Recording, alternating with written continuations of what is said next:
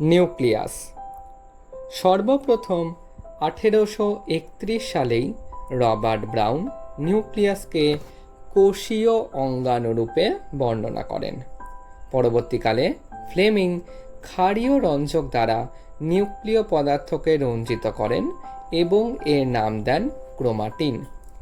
Interface nucleus: কোষের nucleus যখন বিভাজনরত থাকে না, তখন ক্রোমাটিন নামক অত্যন্ত প্রসারিত এবং বিস্তৃত নিউক্লিয় প্রোটিন তন্তু, নিউক্লিয় ধাত্র এবং এক বা একাধিক গোলাকার গঠন বিশিষ্ট নিউক্লিওলাস সমন্বিত হয়। ইলেকট্রন অণুবীক্ষণ যন্ত্রের সাহায্যে এটা বের করা গেছে যে নিউক্লিয় পর্দা নিউক্লিয়াসের ভেতরে উপস্থিত বস্তুগুলো এবং সাইটোপ্লাজমের মধ্যে একটি ব্যবধায়ক গঠন করে। নিউক্লিয় পর্দা পরস্পর সমান্তরালে সজ্জিত দুটি আবরণী দ্বারা গঠিত হয় এবং এই দুটি আবরণীর মধ্যবর্তী ফাঁকা স্থানটিকে 10 থেকে 50 ন্যানোমিটার পেরিনিউক্লিয়ার স্থান বলে। বহির্নিউক্লিয় পর্দাটি সাধারণত এন্ডোপ্লাজমীয় জালিকার সাথে অবিচ্ছেদ্য অংশরূপে থাকে এবং এটি রাইবোজোমও ধারণ করে। নিউক্লিয় পর্দা বহু স্থানে ছিদ্রযুক্ত হয়, যেগুলি দুটি নিউক্লিয় পর্দা মিলিত হওয়ার ফলে গঠিত হয়। এই ছিদ্রগুলোর মধ্যে দিয়ে আরএনএ এবং প্রোটিন অণুসমূহ নিউক্লিয়াস ও সাইটোপ্লাজমের মধ্যে উভয় দিকে চলাচল করতে পারে। স্বাভাবিক অবস্থায় প্রতিটি কোষে একটি মাত্র নিউক্লিয়াস থাকে। বিভিন্ন কোষে নিউক্লিয়াসের সংখ্যার তারতম্য প্রায়শই দেখা যায়। তুমি কি এমন জীবের নাম মনে করতে পারবে যাদের প্রতিটি কোষে একাধিক নিউক্লিয়াস রয়েছে? এমনকি কিছু পরিণত কোষও নিউক্লিয়াসবিহীন হয়। উদাহরণস্বরূপ, বহু স্তন্যপায়ী প্রাণীর এরিথ্রোসাইটস এবং সংবহন কলাতন্ত্র বিশিষ্ট উদ্ভিদের সিভনল কোষ নিউক্লিয়াসবিহীন হয়। এই কোষগুলোকে কি সজীব কোষ হিসেবে গণ্য করা যাবে? নিউক্লিয়াসের ধাত্র বা নিউক্লিওপ্লাজম নিউক্লিয়াস এবং ক্রোমাটিন সমন্বিত হয়। নিউক্লিওলাস হল নিউক্লিওপ্লাজমে উপস্থিত একটি গোলাকার গঠন। নিউক্লিওলাস পর্দাবৃত না হওয়ায় এতে উপস্থিত বস্তুসমূহ নিউক্লিওপ্লাজমের বাকি অংশের সাথে অবিচ্ছেদ্যভাবে অবস্থান করে। এটি হল সক্রিয় রাইবোজোমাল আরএনএ সংশ্লেষণের স্থান। যেসব কোষে সক্রিয়ভাবে প্রোটিন সংশ্লেষ ঘটে, সেই সব কোষে তুলনামূলকভাবে অধিক সংখ্যক নিউক্লিওলাস থাকে এবং এগুলো আকারে বড় হয়। তুমি হয়তো মনে করতে পারবে যে ইন্টারফেস নিউক্লিয়াসে নিউক্লিয় প্রোটিন তন্তুর শিথিল এবং অস্পষ্ট জালক বর্তমান এবং একে ক্রোমাটিন বলে। কিন্তু কোষ বিভাজনের বিভিন্ন দশা চলাকালে কোষে নিউক্লিয়াসের স্থানে সুগঠিত ক্রোমোজোম দেখা যায়। ক্রোমাটিন, ডিএনএ ও কিছু ক্ষারীয় প্রোটিন অর্থাৎ হিস্টোন প্রোটিন, কিছু অহিস্টোন প্রোটিন এবং আরএনএ সমন্বিত হয়। মানবদেহের একটি কোষের 46টি ক্রোমোজোমের বা 23 জোড়ার মধ্যে প্রায় 2 মিটার লম্বা ডিএনএ তন্তু রয়েছে।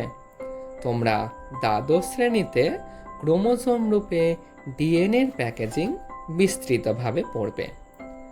প্রতিটি ক্রোমোজোমে কেবলমাত্র বিভাজিত কোষে দৃশ্যমান আবশ্যিকভাবে একটি প্রাথমিক খাঁজ বা সেন্ট্রোমিয়ার রয়েছে, যার পাশে কাইনেটোকোর নামক চাকতি আকৃতির গঠন বর্তমান। সেন্ট্রোমিয়ার অংশে একটি ক্রোমোজোমের দুটি ক্রোমাটিড যুক্ত থাকে। সেন্ট্রোমিয়ারের অবস্থান অনুযায়ী ক্রোমোসোমগুলো 4 ধরনের হতে পারে। মেটাসেন্ট্রিক ক্রোমোসোমে সেন্ট্রোমিয়ার ক্রোমোসোমের ঠিক মাঝখানে থাকে, ফলে ক্রোমোসোমের দুটি বাহু সমদৈর্ঘ্যের হয়। সাবমেটাসেন্ট্রিক ক্রোমোসোমে সেন্ট্রোমিয়ার ক্রোমোসোমের মাঝখান থেকে কিছুটা দূরে থাকে, ফলে ক্রোমোসোমের একটি বাহু অপর বাহু অপেক্ষা তুলনামূলকভাবে বড় হয়। অ্যাক্রোসেন্ট্রিক ক্রোমোসোমের ক্ষেত্রে সেন্ট্রোমিয়ার প্রান্তের কাছাকাছি থাকায় একটি বাহু খুব লম্বা এবং অপর বাহুটি খর্ব হয়। অপরপক্ষে টেলোসেন্ট্রিক ক্রোমোসোম প্রান্তীয় সেন্ট্রোমিয়ার বিশিষ্ট হয়। একটি ক্রোমোসোমের চিহ্নিত চিত্র, যেখানে প্রথমটি প্রধানত মেটাসেন্ট্রিক, পরবর্তী দুটি সাবমেটাসেন্ট্রিক এবং শেষেরটি অ্যাক্রোসেন্ট্রিক ক্রোমোসোম। মাঝে মাঝে ক্রোমোসোমের একটি নির্দিষ্ট স্থায়ী অঞ্চলে অরঞ্জিত গৌণ খাঁজ দেখা যায়, ফলে স্যাটেলাইট নামক একটি ছোট খণ্ডকের আবির্ভাব ঘটে। মাইক্রোবডিস বিভিন্ন উৎসেচক সমন্বিত বহু পর্দাবৃত থলি অর্থাৎ মাইক্রোবডি উদ্ভিদ এবং প্রাণী উভয় কোষেই বর্তমান থাকে। সারসংক্ষেপ বা সামারি: সব জীবী কোষ বা কোষগুচ্ছ নিয়ে গঠিত, আকারগত, আকৃতিগত এবং কার্যগতভাবে কোষ ভিন্ন ভিন্ন হয়। পর্দাবৃত নিউক্লিয়াস বা অন্যান্য কোষ অঙ্গাণুর উপস্থিতি বা অনুপস্থিতির উপর নির্ভর করে কোষ বা জীবদের প্রোক্যারিওটিক বা ইউক্যারিওটিক বলা যেতে পারে। একটি আদর্শ ইউক্যারিওটিক কোষ কোষপর্দা, নিউক্লিয়াস এবং সাইটোপ্লাজম নিয়ে গঠিত। উদ্ভিদ কোষের কোষপর্দার বাইরে কোষপ্রাচীর রয়েছে। কোষপর্দা প্রভেদক ভেদ্য পর্দা এবং বহু অণুর পরিবহনে সহায়তা করে। Endomembrane system endoplasmic reticulum, Golgi বস্তু, লাইসোসোম এবং কোষগহ্বর নিয়ে গঠিত। সব কোষীয় অঙ্গাণুসমূহ সুনির্দিষ্ট অথচ বিভিন্ন ধরনের কাজ করে থাকে। সেন্ট্রোসোম এবং সেন্ট্রিওল সিলিয়া এবং ফ্ল্যাজেলার বেসাল বডি গঠন করে, যা গমনের সহায়ক। প্রাণীকোষে সেন্ট্রিওল কোষ বিভাজনকালে বেম যন্ত্র গঠন করে। নিউক্লিয়াসে নিউক্লিওলাস এবং ক্রোমাটিন জালিকা রয়েছে। এটি শুধুমাত্র কোষীয় অঙ্গাণুর কার্যকারিতাই নিয়ন্ত্রণ করে না, বংশগতিতেও মুখ্য ভূমিকা পালন করে। এন্ডোপ্লাজমিক রেটিকুলাম টিউবিউল বা সিস্টার্নি সমন্বিত। এরা দুই ধরনের, যথা মসৃণ এবং অমসৃণ। এন্ডোপ্লাজমিক রেটিকুলাম কোষ মধ্যস্থ পদার্থ পরিবহনে, প্রোটিন, গ্লাইকোপ্রোটিন এবং গ্লাইকোজেন সংশ্লেষে সহায়তা করে। গলজি বস্তু পর্দাবৃত কোষীয় অঙ্গাণু, যা কতগুলো চ্যাপ্টা থলি নিয়ে গঠিত। কোষের ক্ষরিত পদার্থগুলো তাদের মধ্যে প্যাকেটজাত হয় এবং কোষ থেকে পরিবাহিত হয়। লাইসোসোম একক পর্দাবৃত কোষীয় অঙ্গাণু। এতে সব ধরনের বৃহৎ অণু পাচনে সহায়তাকারী উৎসেচকসমূহ বর্তমান। রাইবোসোমগুলো প্রোটিন সংশ্লেষে অংশ নেয়।